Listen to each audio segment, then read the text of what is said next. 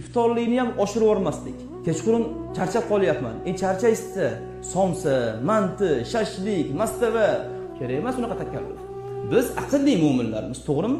Aqlli mu'min Ramazonga bozorlik qilib bozorda yuravermaydi. 8 xil iftorlikda ovqatlaning demadi Alloh, taqvodor bo'ling dedi.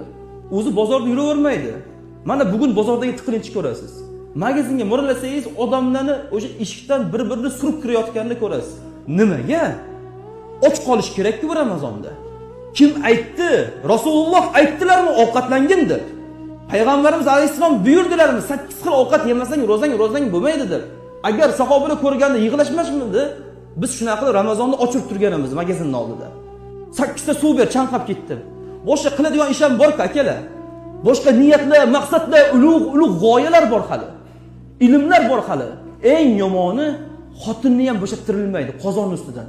Kelin Alloh uchun bir mazza qilib ibodat qila olmaydi. Iftorlikdan yarim soat oldin ozgina dasturxonga bu narsani, 4 don narsani qo'yib qo'yib, "Ey Robbim, afv qil meni" deb turib kechirim so'rab turilsa, Alloh kechirmaydimi? Pardani ochib tomosha qilmaydimi? 8 xil taom uniga bir kavshilib, kekirib, shom o'qigandan kekirib shomni o'qib, shu holat Alloh taologa yoqadimi? Men senga ro'zani nimaga buyurgandim? Taqvo qil, ochlikni his qil, payg'ambaringning hayotini his qil, kambag'allarni his qil degandim. Sen nima qilyapsan bandam? Desachi Alloh.